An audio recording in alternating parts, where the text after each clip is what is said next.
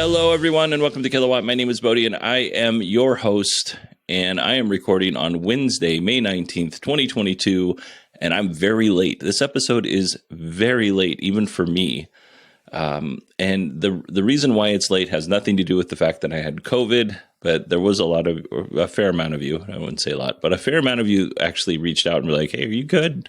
You missed an episode. We just want to make sure you're good. And I appreciate that. Thank you for looking out.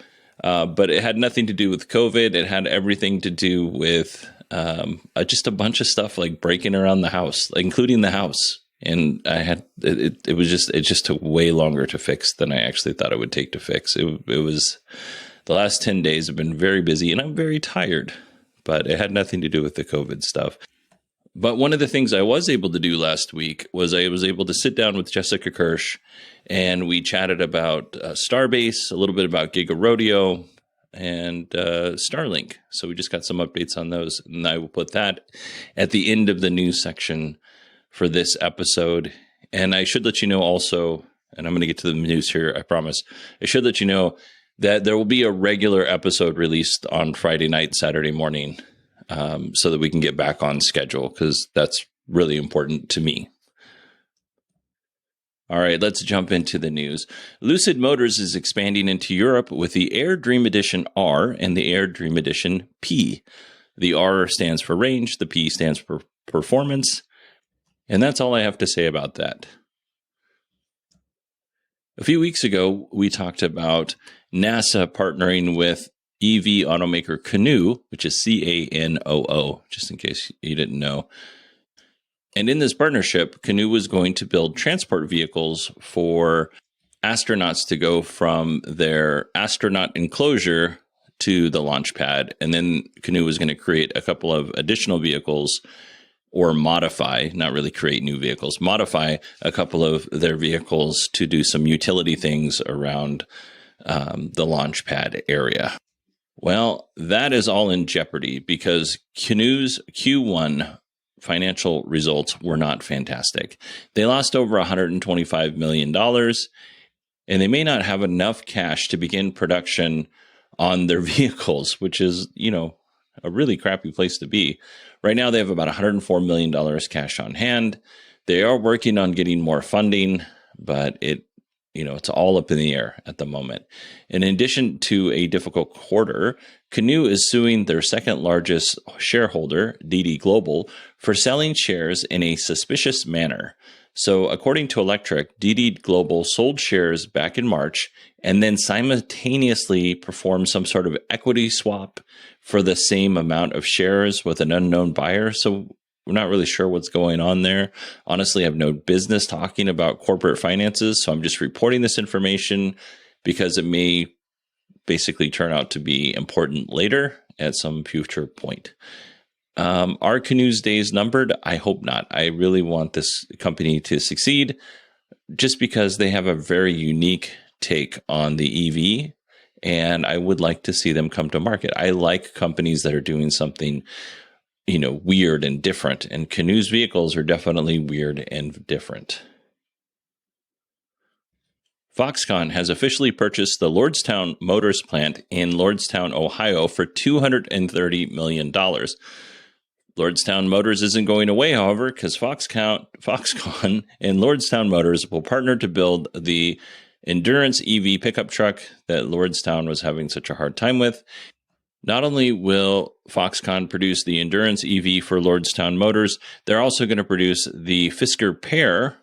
And I have to say, last episode I mentioned that I thought that the Pear might be like a single-seater or dual-seater vehicle. Just judging from the teaser image that Fisker shared, the Pear looks more like a small four-door sedan or maybe a small SUV. The starting price of the Pear should be around $30,000, so that's pretty impressive. But yeah, it was not the thing that I thought it was going to be. Not even close. It would have been cool, but not even close. VW announced the ID1 and the ID2, and based on the concept art, both of these vehicles are just adorable. They're just small vehicles, probably primarily going to go to Europe and Asia, although I do hope that they bring them here to the United States because they're cute. one of the mock-ups, and I don't know if this was from VW or if some third-party company did this, but one of the mock-ups looked a little bit like the Honda EV, like the small, what's that called? It's called the Honda E, which is this adorable little 2-seater electric vehicle. So, yeah, good for you, Volkswagen. And in related VW news, they will be creating an EV brand, a new EV brand with an old name that wasn't originally Volkswagen's name. They bought the company. They're going to build an electric truck and SUV, and it will be built in the United States and branded as Scout. Now, when I was a kid, I knew a few people that had this vehicle. I never thought much of it other than anybody that had a car when I was little was awesome. The Scout is expected to start at $40,000 US, and it'll begin production in 2026. That's kind of cool. I like the way that this vehicle looks. Go on to Google Images and type in Scout SUV or whatever, and you'll see pictures. I hope they really honor that look, because I think it looks good. Rivian had its Q1 2022 earnings call. They produced 2,553 EVs and delivered 1,227 EVs. They have increased production to a bit more than 1,000 vehicles a month, so that's good compared to where they were. So I'm not a math magician, but based on some simple adding, that we should see a production of over 3,000 vehicles for Q2 2022. Hopefully they can hit that delivery number a little harder. They delivered about half of what they produced in Q1 2022. So, yeah. Rivian still thinks they're going to hit their modified target goal of 25,000 vehicles for 2022. The original goal was 50,000, so they cut that in half. It's expected that Rivian will deliver 10,000 electric delivery vans to Amazon. 10,000 honestly seems like a lot. They lost about $1.6 billion, but they are ramping up production, so losses are expected. Rivian is a bit better off than Canoo in terms of how much money they have on hand. Rivian has about $17 billion in cash and cash equivalents, whatever that means. Rivian actually has enough money in the bank to start production on their more affordable R2 line of vehicles. And I'm not sure what more affordable looks like to Rivian when you're considering that their vehicles currently for the R1T starts at $67,500 and the SUV, the R1S, is $72,500. So hopefully that more affordable number looks, closer to 40,000.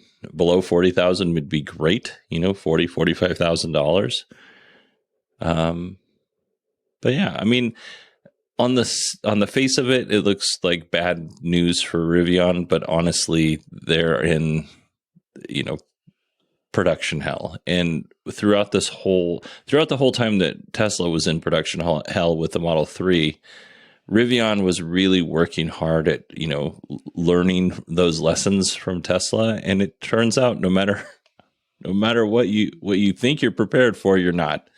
So Rivian's just going through some growing pains here, but I really believe in my heart they'll get through it. However, I don't know that Rivian's going to be a gigantic company. I think it's just going to be that company that builds adventure vehicles. I don't think it's going to get huge. I don't think it's going to get anywhere near Tesla's size. And those might be famous last words, but just what I think. They have a very special niche, is what I'm saying. All right, let's move on. I'm not done talking about Rivian, but I want to transition to some Ford news. Ford in 2019 bought about a 12% stake in Rivian for $1.2 billion. That gave them somewhere in the neighborhood of 95 million shares of the company. Recently, in the last 2 weeks, Ford has sold 15 million shares of Rivian for a total of $402 million. So it seems like Ford is divesting itself of Rivian.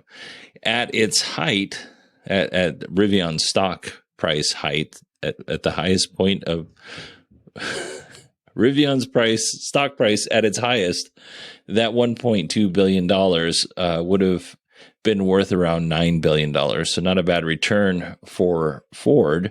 Unfortunately, that price was $172.01.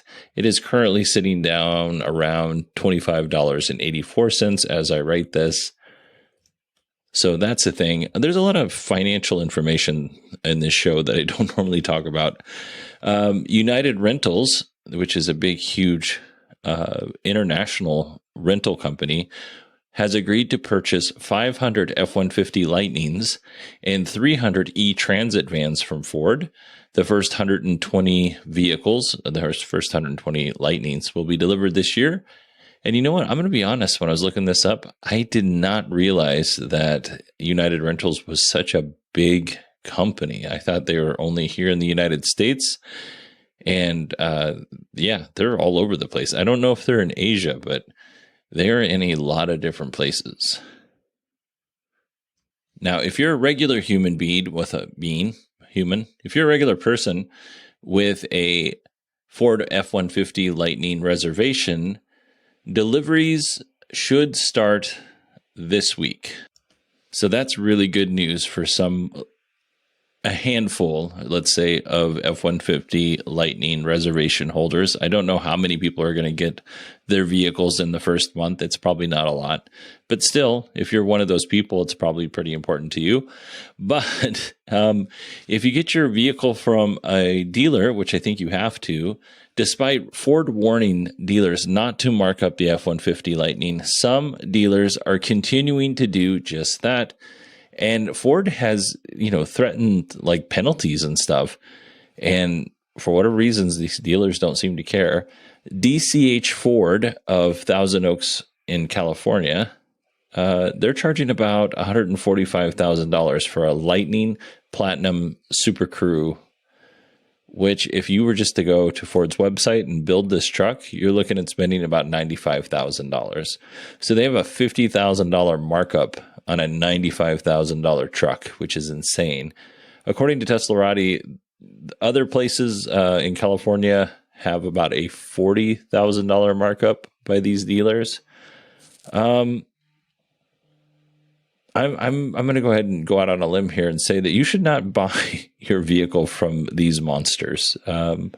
Yeah, the whole thing is just gross. Don't give these people your money, please.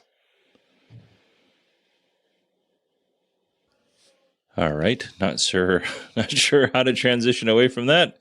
So let's talk about IKEA. In my opinion, going to IKEA is a lot like what I would imagine visiting Dante's 9 Circles of Hell is like. And I don't want to, be hyperbolic here. It's not all 9 circles, but it is the following. So I've taken a moment to just break this down for you really quick. The first circle of hell is limbo. And then we're going to skip over the second and we're going to get to the third circle, which is gluttony. The fourth is greed. The fifth is anger. We skip the sixth and we find violence. Skip the eighth and maybe the ninth. But if you go with a significant other, the ninth circle is treachery. So to me, that's what going to IKEA is like. Now, I like IKEA. Because you can get some affordable furniture there. You have to put it together, but you can get some affordable furniture there, and it does its job. I just don't like going to IKEA. In fact, the best thing about going to IKEA is getting the soft serve ice cream before you ascend the stairs to the mouth of the river Styx. And then when you're finished and you come out the other side, you get a celebratory coffee for the ride home. That's what I like doing with IKEA. Everything in between that, I do not enjoy it. And you know what? I just realized that going to IKEA has some very general comparisons to this whole pandemic thing. Now, aside from ice cream and coffee, there's another good reason to go to the Pandora's box of affordable furniture, and that is IKEA and SunPower have partnered together to sell solar panels here in the United States. I think this is great. IKEA actually does sell solar panels in 11 other markets. So I'm glad that they brought it here to the US. And I don't actually know if it's the US exclusively or it's all of North America. But in either case, I welcome it. The more solar panels on rooftops, the better. Okay, that is it for our EV news. Let's go ahead and jump into our Tesla news. Tesla AI Day 2.0 is coming August 19th, 2022. That's pretty exciting. I don't know what's wrong with my tongue today. It's having a very hard time forming words. Anyway, based on last year's AI Day, I'm excited. I think this is going to be a lot of fun, and we will be covering it here on this podcast. So I don't know if you remember this, but we've talked about this story in the past where a Chinese Tesla owner was upset because he claimed that the brakes on his Tesla were faulty, causing him to get into an accident. He was very vocal in his protesting. He actually jumped up on, I believe it was a Model 3 at the Shanghai Auto Show and made a very big scene. Well, that protester in question has now admitted that he fabricated the entire story and has issued an apology. So I don't know what to make of that, other than there's the resolution to that story. I think it was in 2020 this happened, but it might have been 2021. Who knows? The last couple of years have been so weird. Tesla released its impact report. Usually I go into these impact reports and I give you a lot of information, but here's what you really need to know. Tesla owners who use autopilot are 8 times less likely to get into an accident. And according to Tesla's report, fire incidents involving Teslas are around 11 times lower than the national average. If you would like to read Tesla's 2022 impact report, or 2021, impact report in more detail, you can actually go to tesla.com, and at the top of the page, they have a link, and then you can go through and read it yourself if you would like. Next up, Tesla has confirmed that it will start adding CCS connectors to their superchargers here in the United States so that third-party EVs can actually charge on Tesla's network, which is pretty cool. And I'm going to assume that, I think in the article it said the United States, but I don't know why Tesla wouldn't be able to do this in all of North America. But anyway, right now, Tesla has a pilot program going on in Europe, and they've just expanded this program to more markets in Europe, where third-party EV owners are able to pull up to a supercharger and actually charge their vehicle. So if you're a third-party EV owner in the United States or possibly all of North America, and you want to use the supercharger network, your question might be, how do I pay for this? It's actually pretty simple. You download the Tesla app, you put your credit card information in, and then basically you drive away after you've charged. Like you put in the stall number, all that stuff. It's working really well in Europe. So I feel confident that they'll bring what they've learned in Europe here to the United States and everything will go swimmingly. Are you in the market for an electric semi-truck? If you are, Tesla is opening up their order books for the Tesla Semi. All you need to do is put down a $5,000 deposit today when you make the reservation, and then pony up another $15,000 within 10 days, and you could someday own a Tesla Semi. We don't have a release date for this, but you can now put in an order for it. So that's pretty cool. I didn't test this because I don't have the $20,000. So, but you know what? I will say this. I will commit to this. If for some reason this podcast ever hits Joe Rogan levels of downloads, I will buy a Tesla Semi and I will give people free rides every day for a month. And then I'll sell the Tesla Semi for probably more than I paid for it. But that's my... And Patreon supporters, that you get first dibs if this ever happens. That's my promise to you. Tesla has asked its battery partner Panasonic to step up development of the 4680 battery cells. So I'm pretty sure everybody's aware of this, but if you're not, when 4680 battery cells are available, Tesla is currently putting them in Model Ys built at Giga Texas. By the way, Tesla is offering customers living near Giga Texas the Model Y standard range with 4680 battery cells. Up to this point, the standard range Model Y was only available to to employees, but it sounds like Tesla's starting to open those up to customers who live close to the Gigafactory and want to get their car a little sooner. The downside is you only get about 280 miles of range, so that's the only bummer. But still, and the other downside, I guess, is that it costs $60,000 for this car.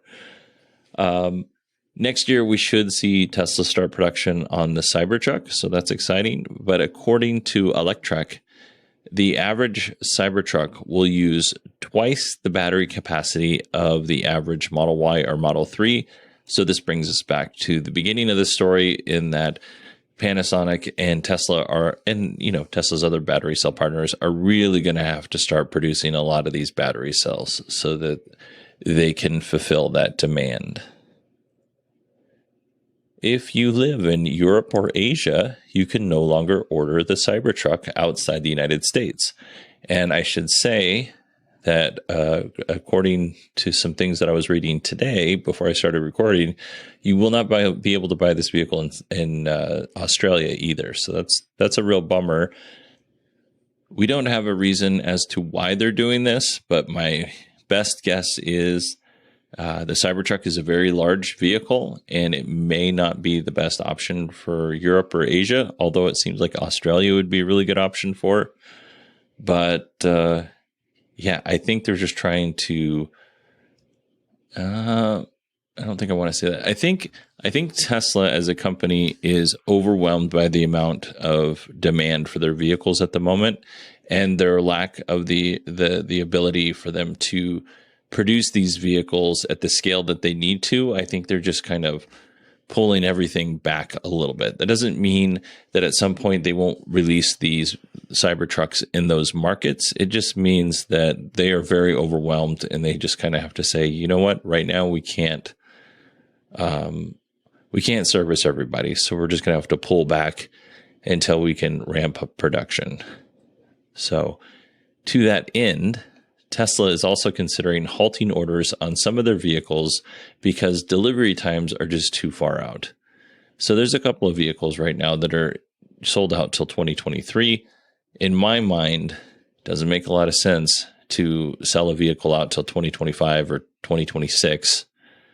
And I realize that Tesla's they're not quite there at this point, but until they can start, building up their production so that they can produce these cars faster and get them out to customers faster, it might be a good thing to say, hey, listen, we're gonna ice reservations for a little bit until we can catch up. On the other side, I can see if you wanted to buy a Tesla next year and you know that you have to wait for a year to actually even get your vehicle, you can be like, you know what, my lease for my vehicle's up. I think I'm going to go ahead and order this Tesla, knowing that in 1 year, if you're a really good planner, that you can get this car. So I can see both sides, is really what I'm saying. All right. This next story is a security story, but I'm going to be honest with you. I don't think it's that big of a deal, and I'll tell you why. The NCC group announced that if you unlock your vehicle, and they use Tesla as the company for their headline, but if you unlock your vehicle via Bluetooth, there is a hack that can be done to Bluetooth LE that will intercept that code, and then later somebody could go back and unlock your vehicle. It's something you should be aware of, but I'm going to be 100% honest with you. Like, if you don't use a physical key to start your car or to unlock your doors, you're always vulnerable for a hack. Like, if you use just a normal key fob, you're subject to hacking too. All I'm bringing this article up for is just to tell you that this is something that you should be aware of, be vigilant. But anytime you use technology for something, it can be hacked. So constant vigilance is what I'm saying. All right, our final story. Tesla is suing yet another engineer for allegedly stealing company secrets. In the past, when this has happened, we've talked about an engineer that has walked away with parts of, or all of Tesla's FSD source code. But in this instance, Tesla is claiming that the engineer stole trade secrets related to Dojo. And if you don't know, Dojo is a supercomputer that Tesla uses to help train the algorithm for FSD. If you watch last year's AI Day, they demonstrated that. It's actually very cool. And I should say that Dojo trains Tesla's neural nets, for which FSD is one. So there's a lot of things that Dojo can do. FSD just happens to be one of those things. It's not exclusively for full self-driving. All right, everybody, that is it for our news section. Before we jump over to Jessica Kirsh, I would like to let you know that, well, two things. One is we have a store, and somebody bought, or two somebodies bought 2 t-shirts from the store. So thank you very much for doing that. It doesn't tell me who you are because this all goes through spring.com. So it doesn't tell me who you are, but I do see when somebody does make a purchase, and I appreciate it when you do. The link is in the show notes if you would like to actually see what's on offer at the store. Everything is disappointing there. So I'm just going to let you know that up front. Also, you can support the show on patreon.com/kilowatt or supportkilowatt.com. If you want an ad-free experience, that's where you go to get it. Okay, that's enough of me yammering on. Let's go ahead and jump into our conversation with Jessica Kirsh.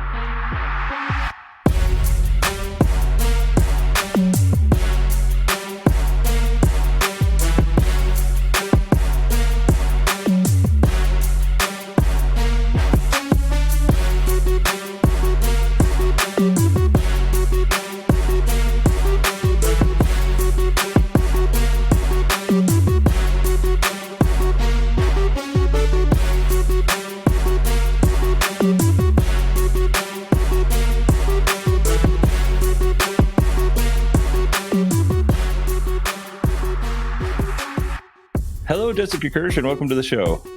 Thanks, Bodie. Good to hear you again. Thanks for having me back. Good to hear you as well. Thank you for coming on. It's been a couple of months. It's been a crazy couple of months for both of us. Yes. But let's get a little quick Starbase update, if you don't mind. Sure. Let's dive right in. So it is May now. Last we spoke was February. We've both been very busy. Progress at Starbase is moving right along at crazy speeds, even faster than it was before. I didn't know that was possible. There are now 3 shifts working. This is what they call a surge period, unofficially surge period, 3 different shifts. There's a morning shift, a day shift, or afternoon shift, and then an evening shift. And crews are working around the clock. We have just as of yesterday, Ship 20, which was the Pathfinder vehicle, the one that we thought was going to go to orbit, along with Booster 4. Ship 20, so the top portion of the ship was rolled up to the build site, past the build site, and then right into the rocket garden, where it will sit and collect dust with the other non-used components. It's possible maybe they will ship it to Florida for Florida to play with, or it might just hang out and be a statue. That happened just yesterday, and Booster 4 is still currently at the pad as of a couple hours ago. We'll likely roll and do a similar thing up at the Rocket Garden, so those are being retired. We are now moving on to Booster 7 and Ship 24. So Ship 24/7, we're hoping will go to orbit. Yeah, for 24/7, working around the clock, 24 hours a day, 7 days a week, never stops. Yes. Well, until you get to ship, 400 and then Rocket 20. That's the next. Yeah, there's got to be something in there for Elon. He just loves those puns and jokes, and just so he can go, ha ha, ha. Yeah, Elon can have a chuckle, billions of dollars to spend. How long does it take to get the ship from where it's sitting for testing purposes to the rocket garden? It's getting faster every single time. Yesterday, I think it took no longer than, I think it was a total of like 35 minutes, 30 minutes. Oh, that's much faster than I would have thought. It's super fast. I couldn't get my stream live fast enough. It was rolling out so fast. So, and it was just a couple things on my end. SpaceX is building 2 factories. They're called, I think unofficially, maybe officially called the Star Factory, at least the one here in Starbase. The Star Factory. From what I know, it's going to be large and in charge. It will replace the 3 semi-permanent tents down at Starbase.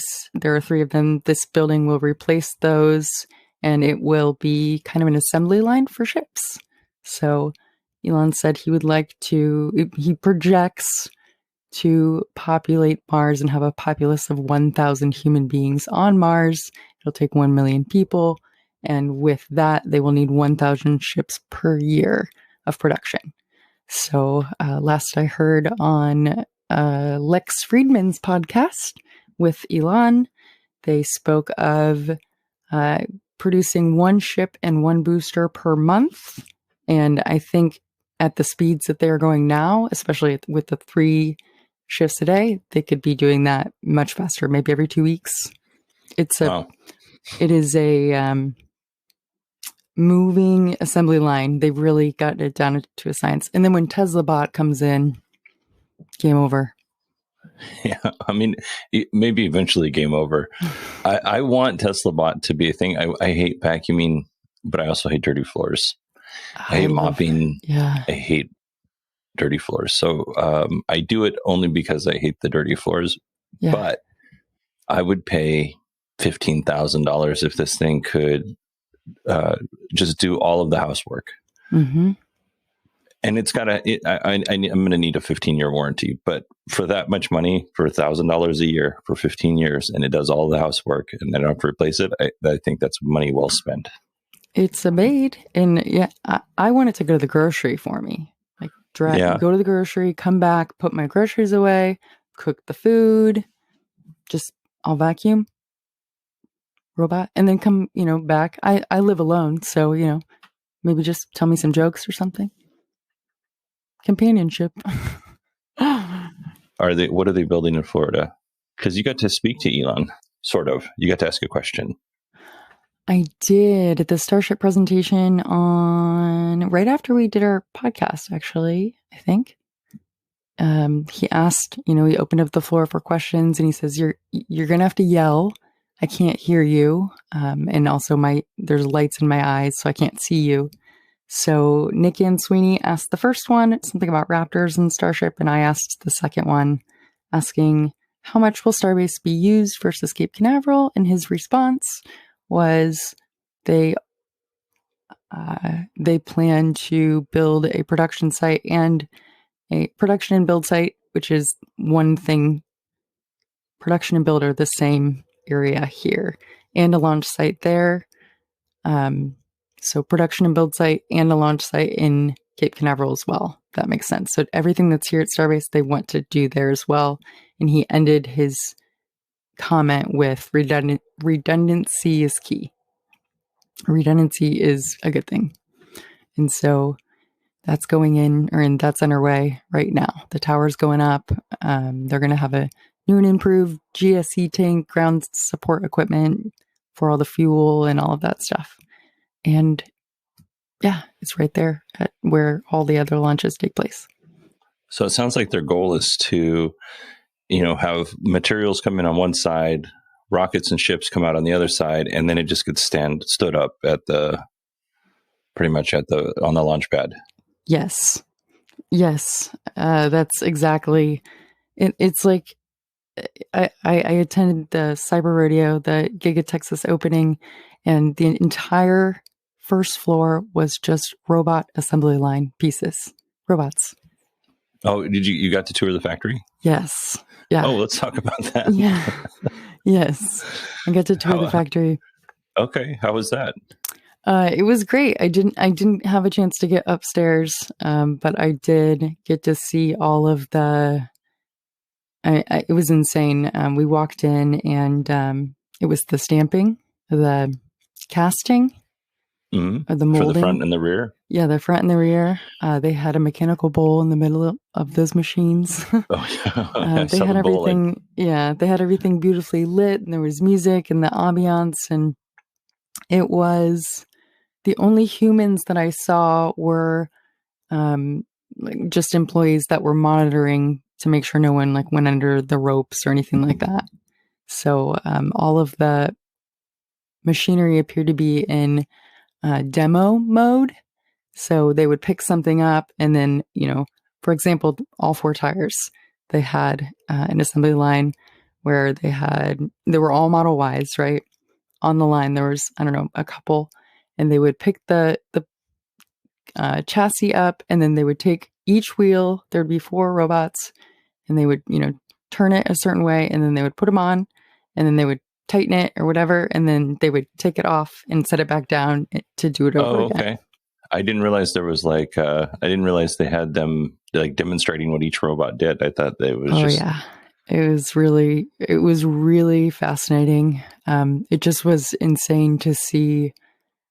I saw, I don't know if you've seen the FPV drone fly through of the Giga Berlin factory or the one of Giga Austin. If you haven't seen it, I recommend you watch the Giga Berlin one.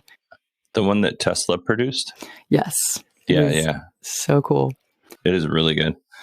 I don't know. I think they had one of those guys that does the stunt drones. Mm-hmm. Yep. Did that, which it was really good. It was really well done. Yeah. The paint department, even the seats, they had a corner semicircle of just seats, and it was the white and the black. And there were just, I don't know, 10 rows or 10 stacked tiered levels of Tesla car seats right there. And then a sign of Tesla produces blah, blah, blah, blah, blah. That's cool. Yeah, it was really, really well done. It was really well done. Really cool to see. Yeah, I really wish I could have gone. I didn't get an invite, but last minute, I came in with one. Just keep on tweeting is what I learned. Oh, well, in the end, I was like, I had something going on that Friday, and it was a Thursday. Yeah, so it was Thursday night. Yeah. Yeah. It was, I didn't know if it was going to work out anyway if I did get an invite, but that's really cool. Can we get a Starbase or a Starlink update? Yeah, sure. So I am currently using version 3, which is the rectangular Starlink, and it is super fast. And I've gotten it to the point where I have it bungee corded to the top of I now have a roof rack. So 2 mounted roof racks. And I will bungee cord I call it a spider, but it's only 4 legs. I bungee cord that base to one of the roof rack thingies, and I drive around with it up to 45 miles an hour. I've been told, just leave it on there? Yeah, I leave it on. So I've been told that it'll void the warranty or something. But I just keep doing it because it works, and sometimes it will reorient. It'll reorient if I walk in front of it and my head is too tall or something. So, but it's getting better every single day. And I'm a little bummed about the price increase, but everything is increasing. It jumped from 99. Is the monthly price increasing? Yeah, the 99 to 110. I just saw it come out the other day, and I was like, oh, that hurts a little bit. Yeah. But now I think they've enabled for people to be able to roam with it for $25 extra a month. That's pretty cool. But it seems like you can roam with it anyway. That's what I thought too. It seems like a lot of people are doing it right now. Maybe they'll put a stop to it. I don't know. That's what I thought too. But yeah, it's also getting a lot more crowded. The speeds are not consistent. Like they weren't totally consistent in the beginning, but it's not quite. Like sometimes it'll it'll drop out. Sometimes it won't. Sometimes it'll say, can't connect. Sometimes it won't. So it's losing a little bit of its consistency. But there is a Starship. I'm going to call it a demo. I haven't heard it called that, but Starship demo payload dispenser portion of the upper, like where the actual Starlink satellites will sit in a Starship rocket. There is a demo piece sitting at the build site right now. So I'm hoping, as soon as they go orbital, prove it, and they'll start launching. Prototype, so it sits at the top of that, and it just shoots them out. Yeah, the top of the spacecraft. Oh, that's interesting. Yeah, it's like a big door, basically. Oh, that's cool. Cut out of the side of it. So that's how we knew that's a payload dispenser. That's a big deal. Yeah, that is a big deal. That's cool.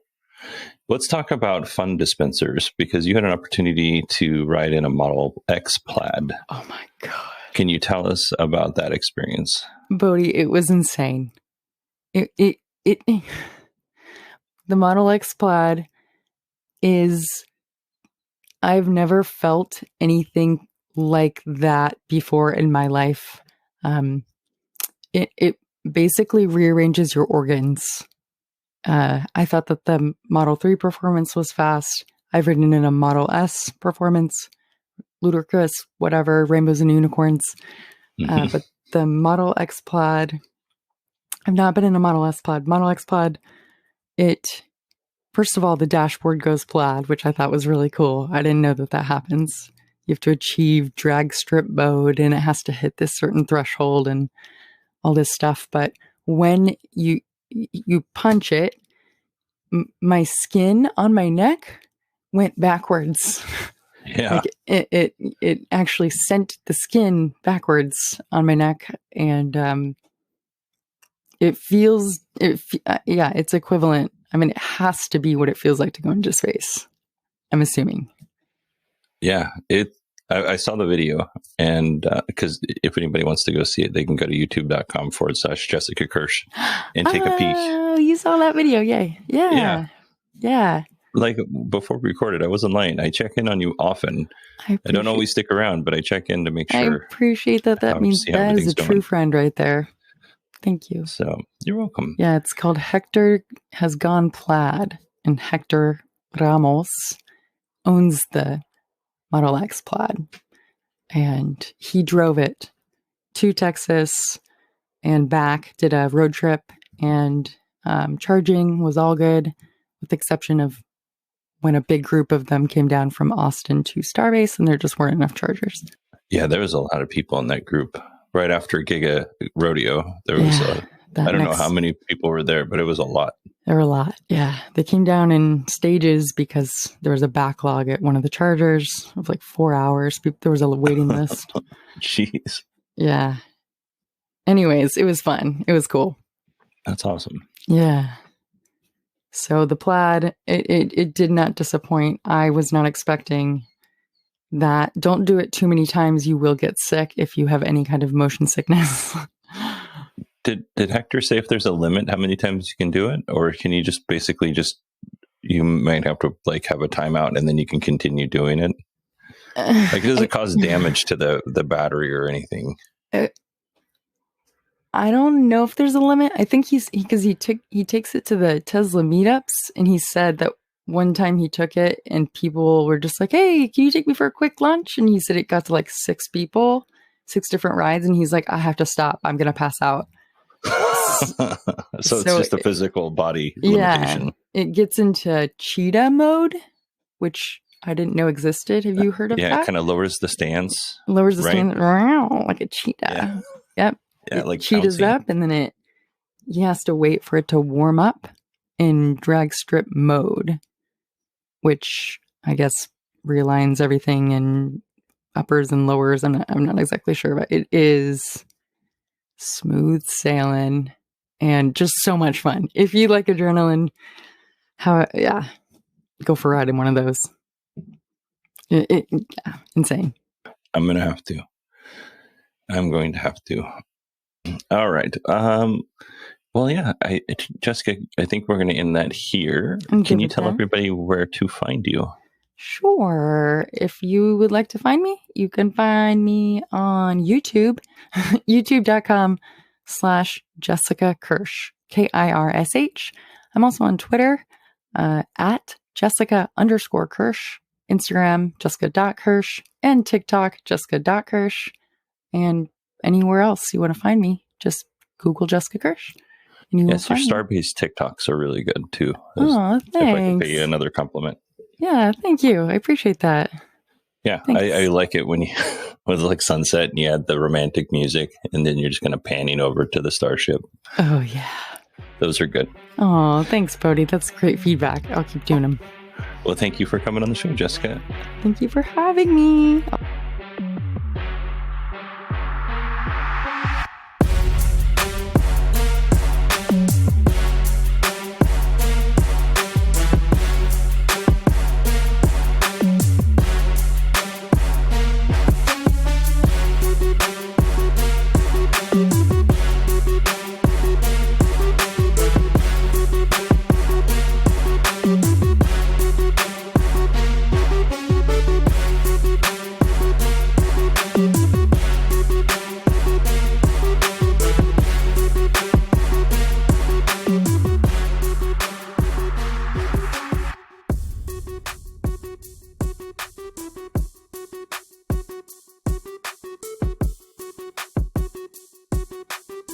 Okay, everybody, that is it. I want to thank Jessica for coming on the show and being so generous with her time. You can go to youtube.com/Jessica Kirsh, or you can go to her Twitter page, which is Jessica_Kirsh, Kirsh.